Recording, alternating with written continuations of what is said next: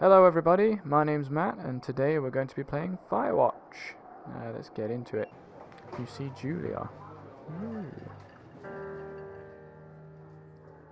She's about your age, late 20s, laughing with well-dressed professors and grad students from nearby CU Boulder. You, Henry, are out drinking with your pals. You approach her. You are drunk. Say, you're pretty.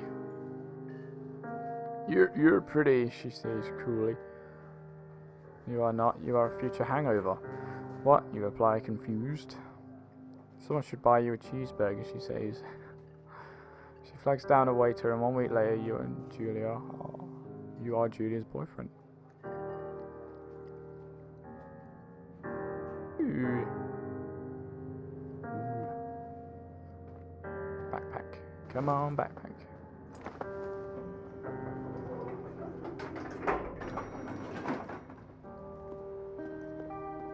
Go and get in my car, my pickup.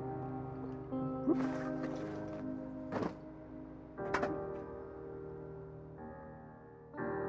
You date for over a year. She drives you absolutely nuts. It's great. You move in, you share an apartment near the school with a view of the mountains. You two drink beers out on the deck. You drink beer just about anywhere. Life is good. Julia wants to get a dog! Yay! There's a scruffy, undersized beagle. Julia is in love. She wants to bring it. Oh. I already know which one I want. She wants to bring it with her to class. There's also an intimidating but gentle-eyed German shepherd. Nothing bad could happen to Julia while walking this dog. It's badass. You pick up the beagle and names him Bucket. Ooh. Bucket's a good dog, and a week later you've totally forgotten about the other one. Julia loves him. You love him too. Good old Bucket. I love him already. 1979. You talk out on the deck. It's summer, 9:30 p.m, and the heat still radiates off of the high desert. What do you think about kids, she asks. Kids, not very smart, or good at much.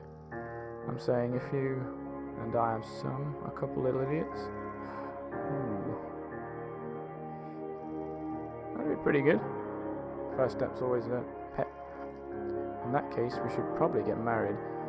Yeah, I would like that, you say. Why don't you sound enthusiastic? These kids are going to be screwed up enough. It's probably for the best that their parents are hitched. You say she's absolutely right.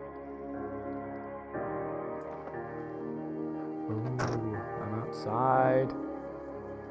Yeah, this is where the game screwed up. My recording went just completely all kaflooey last time. Ooh. Don't forget to check in. Learn to live with bears. Thankfully there's no bears here in England. Not in the wild. Otherwise nipping out to the shop would be kind of risky. 1980. It's a Thursday night and Julia is 4 hours late. She doesn't call. You're worried and getting angrier by the minute. I won't say angry. She walks in after you've gone to bed. She's not quite drunk, but she's clearly been having a fun time. You fight when she gets between the sheets. I'm not going to get mad. I'm going to ignore her, even though they're not the best of options. She's always talking out. One of those two. You don't touch each other all night. The next day you feel guilty for being so angry and ask her about her evening. She says it was great. You would hold on to a tiny pill of resentment. You make some coffee and go to work. Lovely work. 1981. Julia still likes to draw. She draws plants from her research. She draws all the places you go. She draws you. You pose and flex like He-Man. We'll go with the He-Man one, I think. You look awesome. Yes. Ugh. What the hell's up with his toe? You okay, Henry? You got a broken toe? Oh, this looks so nice.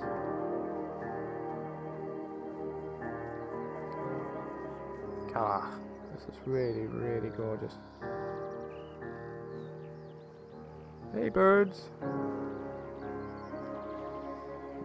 Two Forks Fire lookout, 8 miles away. Can I run?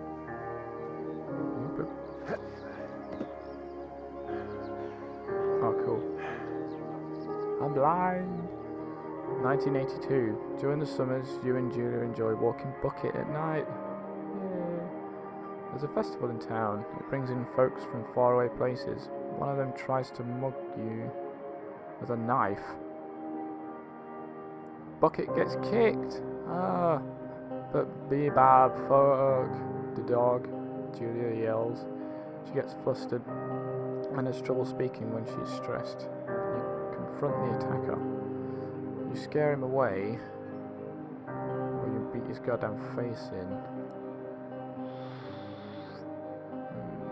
Naturally, I won't be able to scare anyone away, so violence is the answer. Your arm gets cut up, but you beat the guy to a pulp. You don't feel very tough. You cry your eyes out before the cops show up. Right, so he's sensitive then. Judy has to take a different path from the day forward. You say okay, you don't want to go that way either. From then on, you walk by the river. Muggers. Damn those muggers. 1984. Plans to have kids get waylaid by work. Damn work. Julia gets offered a job at Yale. Yale is in Connecticut. 2,000 miles away. It's a great job. Associate department chair. She wants to move. You absolutely do not. Oof. Compromise, Henry. Come on, man. Convince her not to take the job. Agree if she commutes back and forth. I've got to go with the commute. I mean, it's the only really option, really. Can't say don't take your job. You ask her if she'll commute back and forth. You don't want to move to Connecticut. She says that'll be hard, but she'll do it if you won't move. You tell her not to pass it up if it's what she wants. She agrees. She flies back to Boulder 3 times each semester. Julia is sent home from Yale on paid leave after having an episode. She lost it on a colleague for borrowing books that were important to her research. She didn't remember she had happily loaned them to him just 2 days prior. She was found crying in the stairwell. You said that maybe maybe you should go talk to someone about it. You make macaroni and drink wine and try to forget about it. No, always talk about it. Always talk about it. After seeing multiple doctors and having many tests, they are worried that Julia might be suffering from early onset dementia. She's 41. You both decide to keep it secret for now. Okay. Can I move? Journal. Oh god. Dude. King beef. That was fun for my eyes. Bucket is getting older. Julia comments that it's kind of nice because he gets in less trouble around the house. A week later, she goes back to the university. Bucket. 1987. Julia's affliction gets worse. She can't remember things in class. Her research is in shambles. She drives her car to the next town over for no particular reason and has to be brought home by the police. She is devastated. She is sent home on permanent medical leave. Some days you get the Julia who calls you a dope and your unborn children little idiots. Other days you get a stranger. Which one of those is the good one? She pulls you into bed to make love. After 5 minutes she goes into a panic, believing her dad is at the door. Sorry. You tell her family.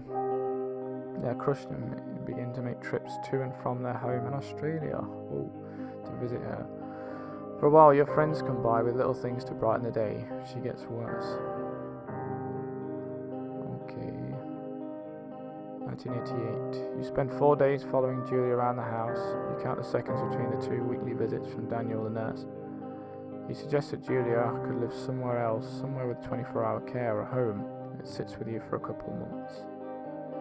You decide to move her into a full-time care facility, or you are determined to take care of her by yourself. I mean, in a care facility, there should be less likely to hurt herself. I mean, could you in theory watch her constantly? Does Henry have a job at this point though?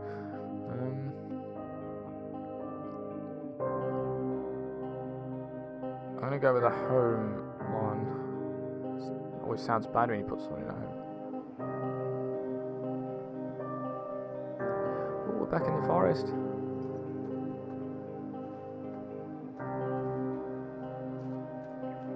God, this game's so lovely. Look at it, it's so cool.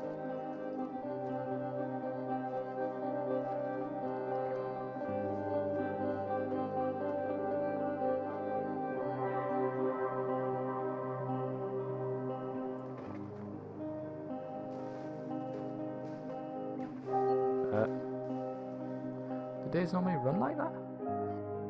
Her family agrees with your decision. You find a fantastic place in Boulder and move her there. You see her every day, then every other day. You go out to the bar with your old friends. It's not the same. You get the feeling that every wife tells her husband, if you ever put me in a home like Henry did, I will cut your balls off. You say you decide not to see your old friends that much. Julia's sister Susan moves to Boulder to get to live there, to be close to her. She visits her every day. You go with her some of the time. Susan buys you an old typewriter and urges you to use it. If you won't see a therapist, you won't. You've always really liked Susan. Yay! Months go by, Bucket dies, oh no. Julia doesn't remember him when you tell her. Sometimes it takes her a minute to lock in on you. In the back of your mind, you believe it's because you see her less and less. And seeing her less and less makes her forget you more, you think. Summer is coming up and you see an ad in the paper for a job. Jeez. You take it.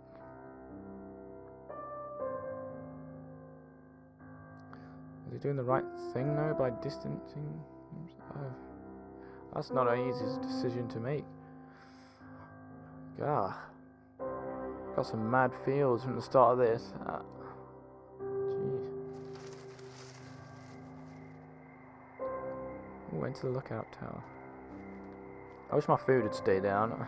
Just literally downed a curry, and it's like, hey, hello. Stop it, food. Stop it.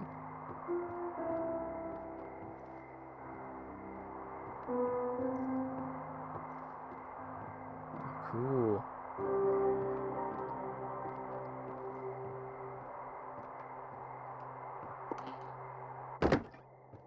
Turn on the power.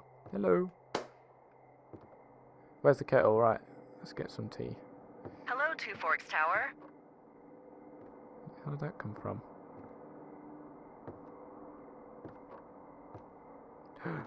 Two Forks Tower, this is Thoroughfare Tower. Come in. Hello.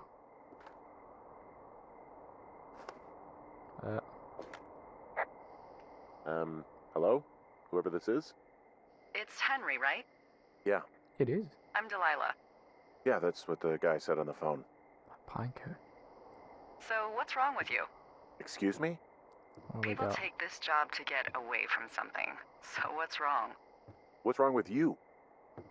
That's a great idea. Go ahead. Look, I just hiked for 2 days, so I don't really follow whatever it is you're doing right now. You take a stab at what's wrong with me. Fine, then can I sleep forever? Sure, buddy. Okay, now go ahead.